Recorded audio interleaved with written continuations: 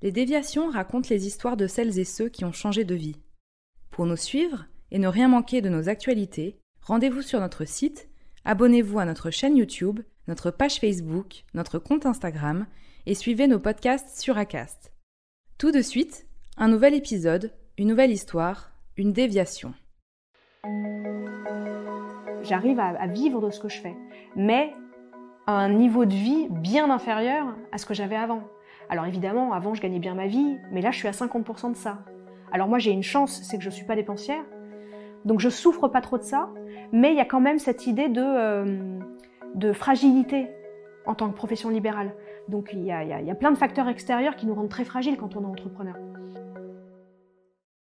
Donc je m'appelle Alice, j'ai 40 ans et il y a 8 ans, j'ai fait une reconversion à 180 degrés dans ma vie.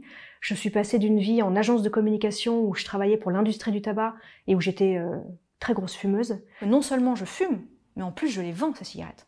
Je cache ce qu'est vraiment la cigarette en le faisant ressembler à un produit cosmétique, à un accessoire de mode, quoi. Enfin vraiment, je suis la pire, quoi. À une vie de non-fumeuse et de tabacologue. Et là je me dis, mais voilà, j'ai donc 33 ans, 34 ans, je sais pas. Ça y est, l'esprit divin est arrivé, le déclic est arrivé, l'éclair est arrivé, je sais où je suis, quoi. Donc avec un chemin plein d'aventures et qui n'est pas fini, loin de là.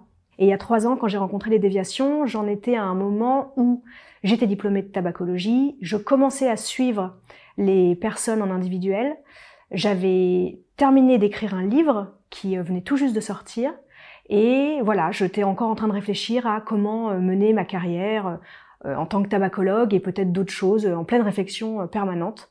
Si je prenais un peu de hauteur par rapport à tout ça et que j'essayais de réfléchir à des points d'amélioration, c'est le sentiment que le projet avec un grand L, avance pas aussi vite que je voudrais.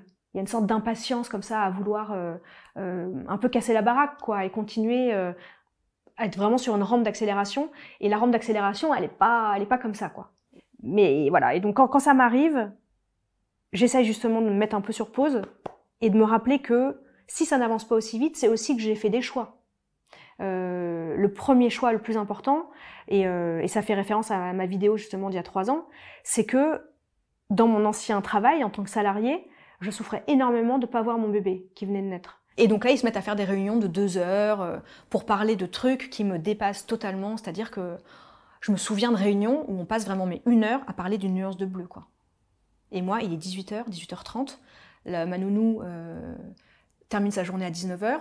Donc ça veut dire que je vais pas être là pour chercher mon fils. Et moi, je suis là à révolutionner le monde, quoi, hein, à parler de bleu, d'une forme de rond qui pourrait être un peu plus à gauche, un peu plus à droite. Donc je me dis, mon Dieu, mais quelle futilité, quoi. Et donc quand j'ai quitté ce monde-là et que j'ai commencé ma reconversion, c'était clair et net que c'était pour avoir un équilibre de vie sain.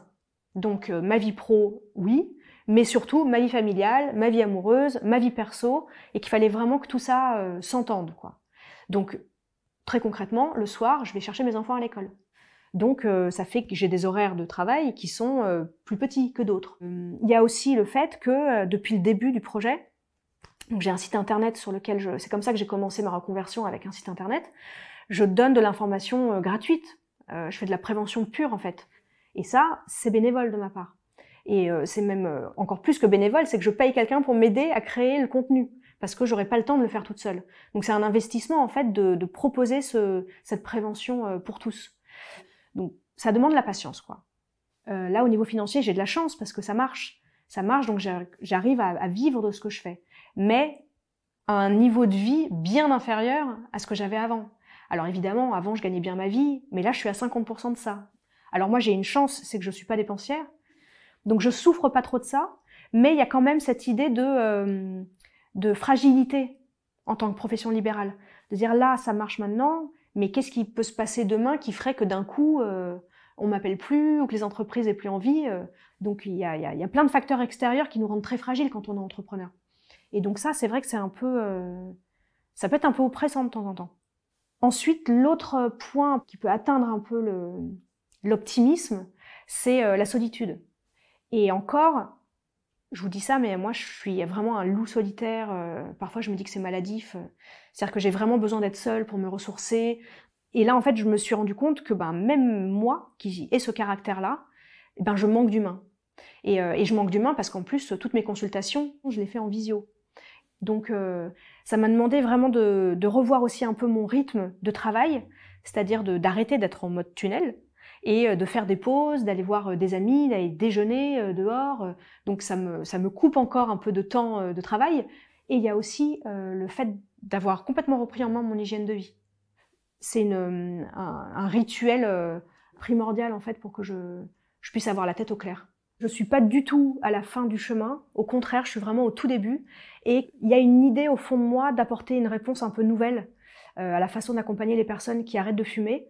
Pour la simple et bonne raison déjà qu'il y a quand même déjà des médecins qui aident les personnes à arrêter de fumer, qui le font très bien, qu'il y a des associations aussi très nombreuses de gens passionnés.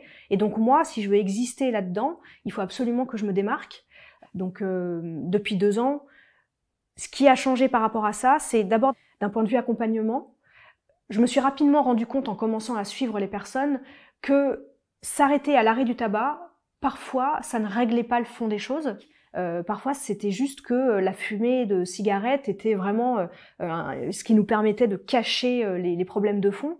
Et par exemple, des problèmes de confiance en soi, des problèmes d'affirmation de soi, de gestion du temps, de surcharge mentale qui faisait que on avait besoin d'aller fumer une cigarette vite pour s'isoler ou pour relâcher la pression. Et qu'en fait, en ne traitant que l'arrêt du tabac, on ratait le vrai problème. Et donc, j'ai ressenti le besoin, moi, de grimper en compétences là-dessus. Et donc, j'ai fait une formation pour être coach à l'université, qui me permet aujourd'hui de me sentir vraiment hyper experte de mon sujet. C'est-à-dire que maintenant, j'ai plus peur quand quelqu'un vient et que quelque chose sort du bois, de me dire, oh là là, c'est plus dans mes cordes. Exception faite, évidemment, de tous les problèmes vraiment d'ordre psychologique, dépression et tout ça, où je renvoie vers des professionnels de santé. Mais sinon, j'ai plus du tout peur d'aller vraiment taper sur le fond du problème, quoi. Donc il y a vraiment eu cette idée d'apporter une touche différente, et donc c'est pour ça que j'ai créé un programme de groupe. Parce que ça n'existait pas, parce que je sentais le pouvoir du collectif, et donc ça m'a demandé beaucoup d'efforts, beaucoup de confiance en moi aussi, parce que c'est pas évident de lancer un produit comme ça qui n'existe pas. Et à force, ça a pris, et maintenant ça marche hyper bien, j'ai des super retours. Donc ça c'est pareil, c'est une marche supplémentaire que j'ai gravie, qui me prouve que je suis capable de créer des choses innovantes, qui fonctionnent, toujours très qualitatifs. Ça n'empêche que j'ai toujours plein de projets dans la tête. Non, vraiment, à aucun moment je regrette cette reconversion et ce changement de vie. C'est un cadeau, quoi, en fait, vraiment.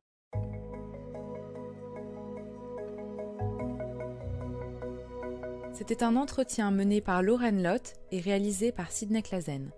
Retrouvez la vidéo de ce podcast sur lesdéviations.fr. Commentez, écrivez-nous, partagez, taguez vos amis, réagissez avec beaucoup de cœur, de pouces levés et d'étoiles quand on vous le propose. Les Déviations est un média à retrouver sur lesdéviations.fr, Facebook, Instagram, YouTube, iTunes et plein d'autres.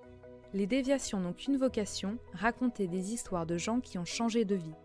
À très vite pour un prochain épisode.